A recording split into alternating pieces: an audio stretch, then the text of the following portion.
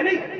ये विद्वानों को प्रोटेक्शन ही तो है कि उसने क्या परिभाषा दी, उसने क्या परिभाषा दी है, जिसके मन में जैसा विचार है उसने लिख दिया, उसको कलेक्शन कर दिया, विज्ञान हो गई। ये विज्ञान नहीं है, इसे हम बहुत पहले पढ़ के छोड़ चुके हैं। विज्ञान तो वेद का ज्ञान है, विज्ञान तो यह है जो हम आपको बता रहे हैं। अध्ययन कीजिएगा। इसलिए ईश्वर की जो वाणी है उसे हम आत्मसात करें, पढ़े समझें। जो निर्धारित समय से भी आगे कहानी पहुंच गई है, मैं इसको देख ही नहीं पाया, तो चिंतन और चलता रहता है ना। तो आइए, आपने केवल एक पदार्थ का चिंतन मैंने आपके पीछे दिया और विद्या की परिभाषा को प्रकाशित करने का प्रयत्न किया। परिभाषित ही नहीं करे और उसको व्याख्या करके आपके बीच में रखा। अब पता लग गया विद्या किसे कहते हैं। आप इसका सार समझा देते हैं। उपसंहार, कोई विषय होता है तो उपसंहार किया जाता है। जहां से लेके चलते हैं, जिस विषय को लेके चलते ना, निबंध लिखा जाता था पहले, तो निबंध में हमको लिखवाया था प्रस्तावना, फिर उसकी रूपरेखा, और फिर प्रस्तावना के बाद उसमें उसके लाभ, उसकी हानि, उसका महत्व, उसके उपयोग, और इसके बाद में उपसंहार। समझे तो उपसंहार में समझ लिए कि तृण से लेकर ईश्वर पर्यंत पदार्थों का यथावत ज्ञान प्राप्त कर उनका उपयोग ले सुख प्राप्त करने का नाम विद्या है। इसलिए हर पदार्थ को ठीक से जानो। जल को जल की दृष्टि से देखिएगा, अग्नि को अग्नि की दृष्टि से देखो, आकाश को आकाश मानिए, वायु को वायु, पृथ्वी को पृथ्वी। जो पदार्थ जैसा है उन सब के गुण कर्म आदि का विवेचन हमारे महापुरुषों ने दर्शनों में, शास्त्रों में, व्याकरण ग्रंथों में दिए हैं। कल भी मैं आपको चिंतन दे रहा था। दिशा का जन्म मैंने कल अपने प्रवचन में आपको बताया। आप जान पाए कि नहीं जान पाए? पूर्व दिशा का देवता कौन है? आदित्य। बता रहे आपको पता ही नहीं, समझ नहीं आया। जा कान से सुन, जा कान से निकाल दी, उसका फायदा नहीं। ये विज्ञान है। इसलिए आइए हम इस ज्ञान विज्ञान को जो ऋषियों का दिया हुआ है उसे हम सुने सुनाएं, अपना जीवन सफल बनाएं। आप सबका बहुत बहुत आभार, धन्यवाद। हाँ, एक सूचना और देना चाहूंगा कि जो विद्यार्थी अपने स्कूली शिक्षा से ऊब चुके हैं, भर गए कतई, है ना, और बेरोजगार हो गए, ऐसे विद्यार्थी हमसे संपर्क करें।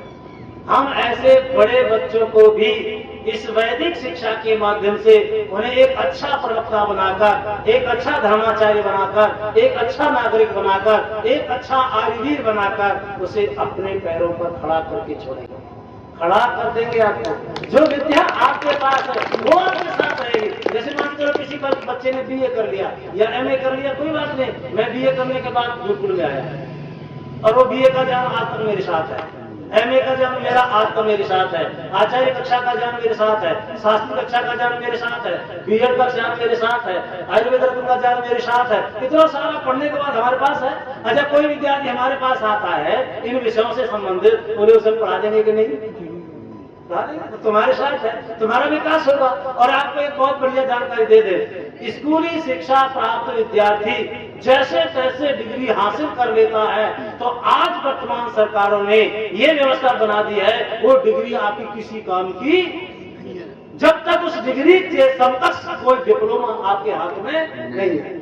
और डिप्लोमा भी ले लिया, डिप्लोमा के साथ साथ और सरकार ने परीक्षाएं लागू कर दी। ये टेट परीक्षा दे, ये टीजीटी दे, ये सुपर टेट दे। ये बेईमान ऐसा करते चले जा रहे हैं कि बालक को मतलब रोजगार देंगे ही ना, वो उनमें उलझा के रखेंगे, उसके पैरों पर खड़ा नहीं करेंगे।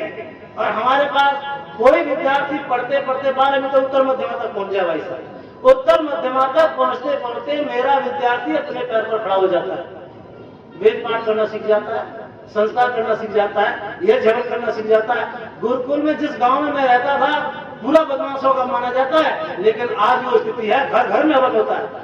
नव दुर्गाओं पर छोटे से छोटे बालक को लोग पकड़ ले जाते हैं, और गुरु जी हाँ तुझे बालक है, ये कर दो। उसको पढ़ना नहीं आता लेकिन हवन आता है, पढ़ना नहीं आता लेकिन हवन आता है। क्यों? रोज होता है मंत्र, रोज सीख गया, बचा कर बोल दिया, हो गया हवन। बस इतनी बात है। तो यज्ञ करना सीखेगा, घर में संस्कार करना सीखेगा, और प्रवचन देना सीखेगा, लोगों को मार्ग बताना सीखेगा। गुरुकुल शिक्षा पद्धति अपने आप में अनौखी शिक्षा पद्धति है, और शारीरिक व्यायाम आदि रोज कराया जाता है, उससे बालक मजबूत भी बनता है। शारीरिक उन्नति उसकी होती है। वेद शास्त्र आदि का ज्ञान प्राप्त अर्जित होने पर वह आत्मिक उन्नति कर पाता है और अपनी इस डिग्री आदि को हाथ में ले लेता है, तो उसके साथ जहां भी वैकेंसी निकलती है तुरंत भर देता है। अब वर्तमान मेरे पास एक भी मेरा स्नातकीय बच्चा कोई नहीं है मेरे पास, सारे लग गए सब इधर उधर सेटअप में दोबारा से चिंतन में, तो कोई एक और दोबारा से स्टाफ बना है। हमारा बैलेंस वो बन नहीं पाया है कि पीछे से आगे वाले निकलते जाए और पीछे वाले आगे चले जाए, तो व्यवस्था बनी रहती है। और जिनसे बनाया, जिनको 2-4 लड़के तैयार किए, वो सरकारी नौकरी चले गए, कोई आर्मी में चला गया, कोई आयुर्वेद चिकित्सालय में चला गया, कोई टीचर बन गया, कोई पुरोहित जाके बन गया। क्या समझे? अब खाली हो गया मामला, फिर भर्ती करो दोबारा से। क्या समझे? क्योंकि हमारे पास ही नहीं चुने लोग आते हैं, भीड़ भाड़ होती नहीं है। तो इसलिए आइए, ऐसे बच्चों के लिए अपने पास सुंदर अवसर है और आपसे कोई खर्चा नहीं, कोई व्यवस्था नहीं, केवल आप तन मन समर्पित कीजिए गुरुकुल के लिए। गुरुकुल आपको आपके पैरों पर खड़ा करेगा, आपको ऋषि का दीवाना बनाएगा, आपको अच्छा ये कार्यकर्ता बना के तैयार करेगा। इसके लिए आपका धन्यवाद, आप सबका आभार। ओम स्वस्ति।